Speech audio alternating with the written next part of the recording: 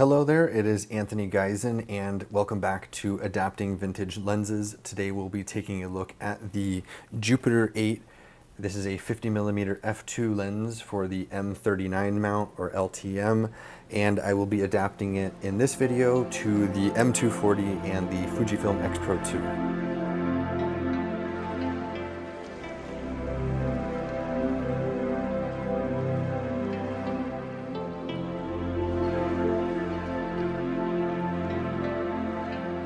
Originally released in 1953, this is a Soviet-era copy of a pre-war Zeiss Sonnar 50mm f2, which was originally for the contact system.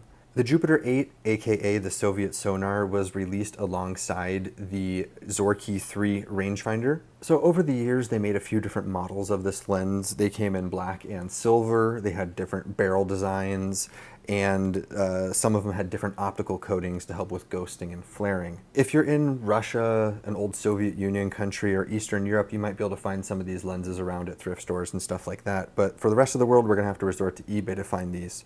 And they're not very expensive online. $40 to $100 gets you one of these. And that price ranges mainly because of condition, if it's been re-lubricated since they're so old, and if it has been recalibrated or calibrated to fit a Leica M camera. All those things kind of factor into the price. So when you're adapting these lenses to a Leica M system, like the 240 here, you need to get an LTM to M adapter, and make sure you get a 50/75mm frame line one so that you get the proper frame lines in your viewfinder. If you're going to be using one of these lenses on the Fujifilm system, for example, you can just get any Fujifilm adapter. I personally would recommend finding a Leica M to Fuji X close focusing adapter.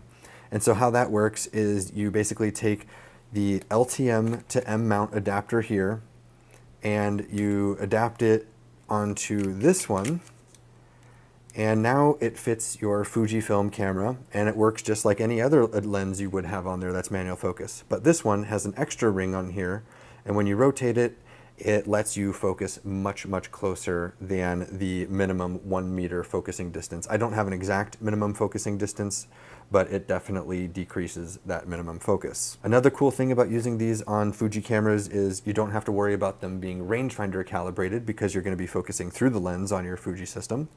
Another thing is that you have the really cool Fujifilm simulation modes, and so when you're adding a vintage lens and film simulations, it kind of gives it a really cool effect, and it's nice. Another thing to note if you're going to be using this on a Fujifilm camera is that since they are crop sensor cameras, this 50mm will behave more like a 75mm. This silver Jupiter-8 was the first lens I actually bought for my M6.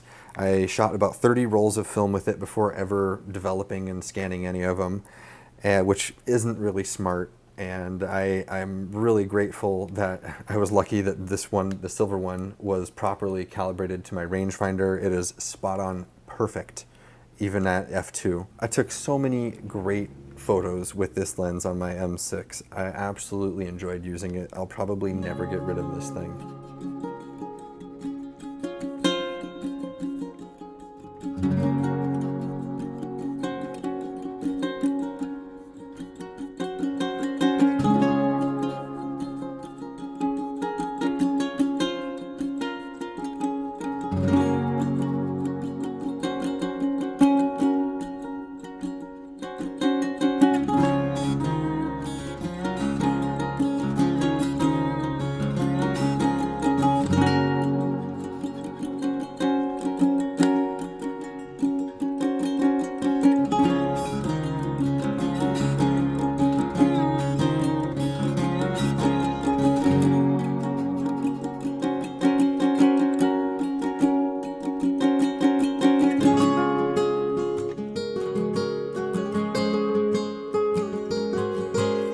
So comparing the two models I have here, obviously one's black, one's silver.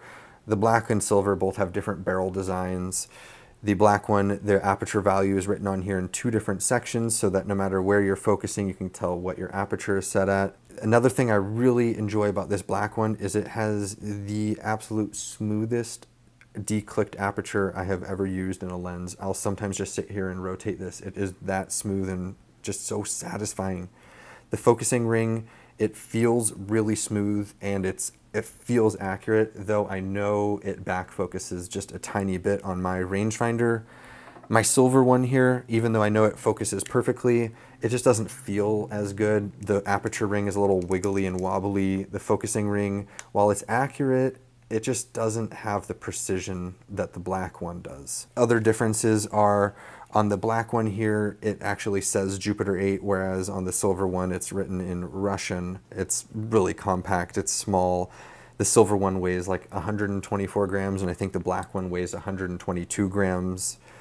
They both have a 40.5 millimeter front filter thread for hoods and filters. So a little note, if you're going to be using these on a Leica M system like a 240, make sure that it is actually calibrated to your rangefinder. I took out this black one on my birthday to take pictures with Sarah, and when I got home I realized basically everything I shot from f2 to like 2.8 was back focused a little bit. At f4 and beyond, pretty much everything I wanted to be in focus was in focus, so it wasn't bad. But I did lose a few shots because of the back focusing on here. The silver one, though, is just always exactly where it needs to be focus-wise. It's perfect. Now let's take a look at some of the pictures. Most of them are going to be shot on the 240. There will be some with the X Pro 2 with some of the film simulations and some shot in RAW. Let's take a look.